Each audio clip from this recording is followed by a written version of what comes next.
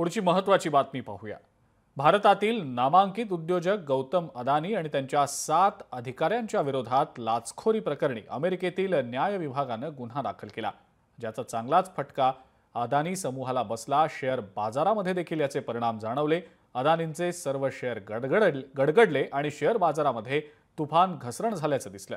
पंतप्रधान मोदी आणि अदानी यांची मैत्री नेहमीच वादात असताना हा एक खूप मोठा प्रकार घडल्याचं बोललं जातंय। पाहूयात याचवरचा हा स्पेशल रिपोर्ट।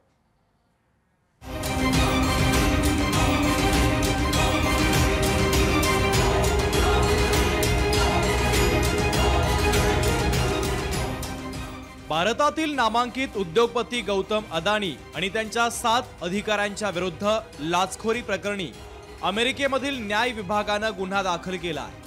भारतीय अधिकाऱ्यांना जवळपास 25 कोटी डॉलरची म्हणजे जवळपास 2000 कोटी रुपये लाच देण्याची योजना आखून त्या बदल्यात ऊर्जा क्षेत्रातील कंत्राट मिळवणं, त्यासाठी अमेरिकी कंपन्यांकडून वित्तपुरवठा मिळवणं आणि याविषयी अमेरिकेतल्या गुंतवणूकदारांना अंधारात ठेवणं असे प्रमुख आरोप त्यांच्यावर करण्यात आले।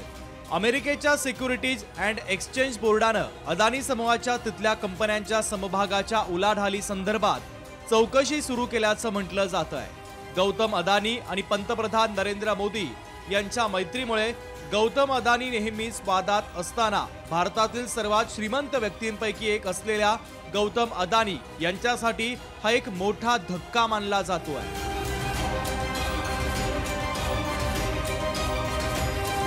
राज्याच्या विधानसभा निवडणुकीमध्ये अदानींचा मुद्दा गाजलेला असताना या बातमीनंतर विरोधकांच्या हाती आता आयतं कोलीत मिळालंय। अदानींच्या पाठीशी मोदी असून भाजपला मिळणारा सगळा निधी हा अदानींकडून येतो। भाजपचे आर्थिक व्यवहार त्यांच्याच हातात आहे।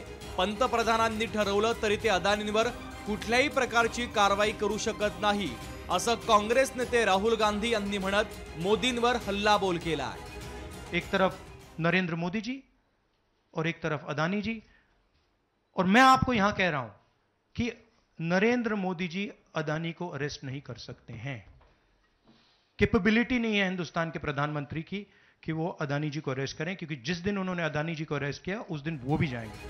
तर याच अदानींच्या घशात महाराष्ट्र टाकला जातोय असं म्हणत खासदार संजय राऊतांनी सत्ताधाऱ्यांवर निशाणा साधला आहे। हे महाराष्ट्र विकायला काढलेलं आहे अदानीला, आणि आज ट्रम्प सूत्र हाती घेतल्याबरोबर ट्रम्प प्रशासनानं अदानीच्या विरुद्ध अटक वॉरंट काढलेलं आहे। $250 मिलियन करप्शन लाच देण्याचा प्रयत्न त्यांनी केला टेंडर्स मिळवण्यासाठी। दुसरीकडे ते नेहमी असे आरोप करतात असं म्हणत फडणवीसांनी विरोधकांच्या आरोपांना केराची टोपली दाखवली आहे। अदानी को बचा रहे हैं, राहुल गांधी ने आरोप किया। राहुल गांधी रोज बोलते हैं, उसमें कौन सी बड़ी बात? राहुल गांधी रोज बोलते हैं, उसमें कौन सी बड़ी बात? तर तिथं अदानी समूहाने या संदर्भात एक ट्विट करत आपल्यावरचे आरोप फेटाळून लावले आहे। इतकंच नाही तर या पाठोपाठ भाजपनं पत्रकार परिषद घेत राहुल गांधी यांनी या प्रकरणात अदानी प्रकरणावरून मोदींवर केलेले आरोप निरर्थक असून या आरोपांना अदानी समूहच उत्तर देईल असं म्हणत निशाणा साधला आहे। 12,400 करोड़ का MOU साइन करती है अडानी ग्रुप के कंपनियों के साथ, 12,400 करोड़ रुपए का। राहुल जी, कौन जवाब देगा? क्या आप और रेवंत रेड्डी अलग है? क्या आप और अशोक गहलोत अलग है? क्या आप और भूपेश बघेल अलग है? या इनका जवाब भी आप ही को देना पड़ेगा। अदानी आणि वाद हे समीकरण जुनच आहे। 2002 मध्ये MS शूज कंपनीच्या एका उच्च अधिकाऱ्याने केलेल्या फसवणुकीच्या तक्रारीनंतर अदानी यांना दिल्ली पोलिसांनी अटक केली होती। 2007 मध्ये सेबीने अदानी कंपन्यांच्या 2 वर्षांच्या कालावधीसाठी सिक्युरिटीजच्या खरेदी आणि विक्रीमध्ये गुंतवणूक करण्यास मनाई केली होती।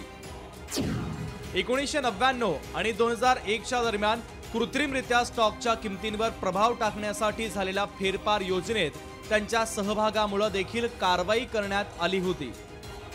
27 फेब्रुवारी 2010 ला CBIनं अदानी एंटरप्राइजेस लिमिटेडचे व्यवस्थापकीय संचालक राजेश अदानी यांना 80 लाख रुपयांच्या कस्टम ड्युटी चुकवल्याच्या आरोपाखाली अटक केली।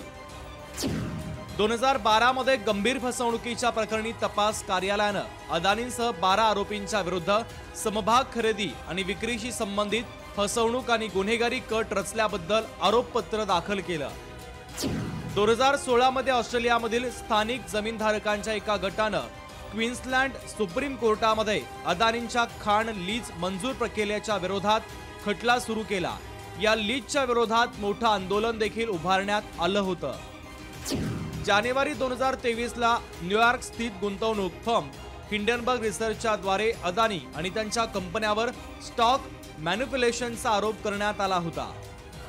जुलै 2024 मध्ये केनिया विमानतळावर प्राधिकरणानं अदानींसोबत केलेल्या करारात मोठ्या प्रमाणात भ्रष्टाचार झाल्याचा आरोप करत या विरोधात मोठं आंदोलन केनियामध्ये उभं करण्यात आलं. आजच्या या नव्या वादाचे मात्र भारतीय शेअर बाजारामध्ये पडसाद उमटतात. शेअर बाजाराचा निर्देशांक यामध्ये मोठी घसरण होऊन सेन्सेक्स आणि निफ्टीमध्ये पडझड झाल्याचं दिसतंय. तर अदानी समूहाच्या शेअरमध्ये जवळपास 20% घसरण नोंदवण्यात आली आहे. राज्यात विधानसभा निवडणुकांचे निकाल अगदी तोंडावर आलेले असताना या आरोप प्रत्यारोपांनी राजकीय वातावरण मात्र ढवळून निघालेलं आहे. ब्युरो रिपोर्ट, लोकशाही मराठी, मुंबई.